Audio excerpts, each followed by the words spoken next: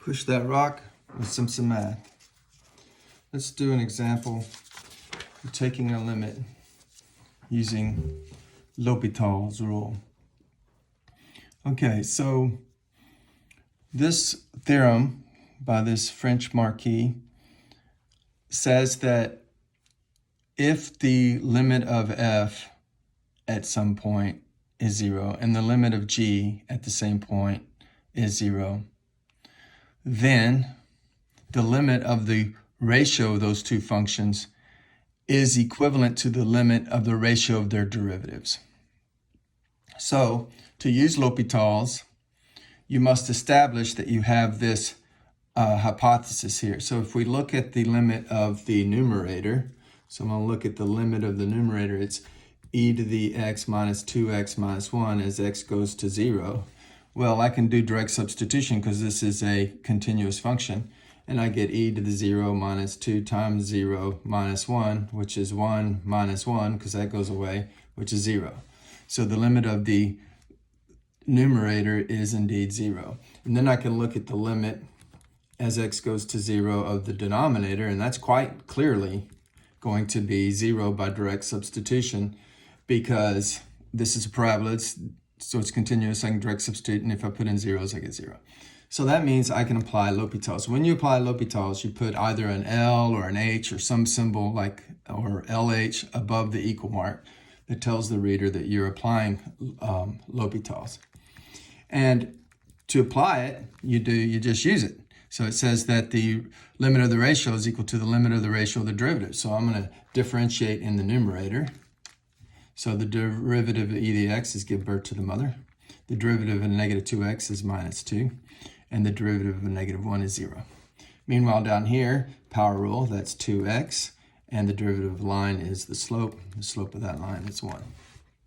So now I have a continuous function divided by a continuous function. So it's continuous everywhere except where this is 0. And this is equal to 0, negative 1/2, not 0. So I can just direct substitute. I will direct substitute, and I get e to the 0 minus 2 over 2 times 0 plus 1.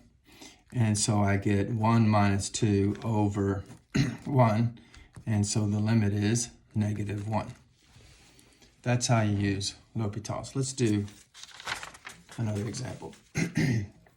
So here, I must establish that I can use L'Hopital's if I'm going to use L'Hopital's.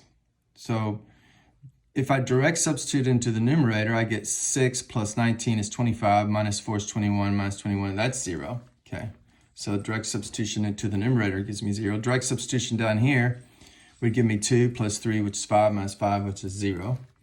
So yes, I can use L'Hopital's. So I'm going to do L'Hopital's, but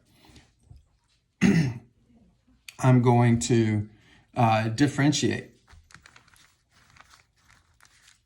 I don't know why I said but. So is the correct conjunction. We're going to differentiate. So we're going to take the derivative of the top, which is 18x squared. And we're going to take the derivative of this term, which is, well, if you double 20, you get 40. So this is 38x. And then minus 4, and then derivative of that is 0. Meanwhile, down here, I have 4x plus 3. And so now I can direct substitute, and I'll get 18 plus 38, which is, or 18 plus 34, whichever is easier. I'm going to take this, let's see, 18 and 38. We should be able to do that. 48, 58, take away 2 is 56, but then take away 4 is 52.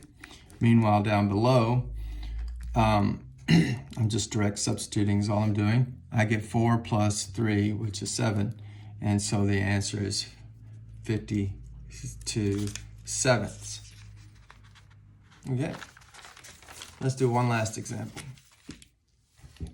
So I'm going to direct substitute in the numerator, make sure I get 0. So e to the x e to the 0 would be 1 minus 1 minus a 0 there, minus a 0 there, and yes, that's going to be 0. Meanwhile, of course, down here I get 0. So yes, I get 0 over 0, so that means I can use L'Hopital's. And so what we do is we say that the limit of this is equal to the limit of the ratio of the derivatives. So I take the derivative of this, and make a new ratio. Okay. So derivative of e to the x is e to the x, derivative of 1 is 0, derivative of negative x is negative 1, derivative of negative 1 half x squared is negative, bring the 2 out front, 2 times a half is 1, so negative 1x all over 3x squared. Now, you'll notice that if I do direct substitution, I'm going to get 0 up top again, because e to the 0 is 1, and 1 minus 1 is 0, minus 0. And down here, of course, 3 times 0 is 0. Well, what that means is I have a new pair of functions. This is a new f, this is a new g, and the derivative of the top is 0, the derivative of the bottom is 0. So the limit of this ratio is equal to the limit of the ratio of their derivatives. So I can do L'Hopital's again, in other words. And so again, I give birth to the mother, e to the x minus 1 over 6x. But again, notice if I put 0 in, I get e to the 0 minus 1. Well, that's 1 minus 1, which is 0 again. And meanwhile, of course, 6 times 0 is 0. So I keep getting the what we call the indeterminate ratio. I'm going to talk about that in another video. And that allows for us to use L'Hopital's. So I'm going to do L'Hopital's again. And this time I just get e to the x up top and 6. And now when I direct substitute, I will get the answer. E to the 0 over 6 gives me 1/6, and that is the limit of this function. Now, early in this semester, we were doing limits, and a lot of you, every time y'all got 0 over 0, you'd say it's 1. And I would say, utter nonsense, utter nonsense. Look at the table, graph it, figure this out. It's clearly not 1 because dividing by 0 is not defined. So if you get 0 over 0, you're not supposed to say, oh, that's 1. You're supposed to say, well, I don't know what this is. But now if you get this expression, which is called an indeterminate ratio, you can use L'Hopital's to find the limit. Math made simple. It's Simpson Math.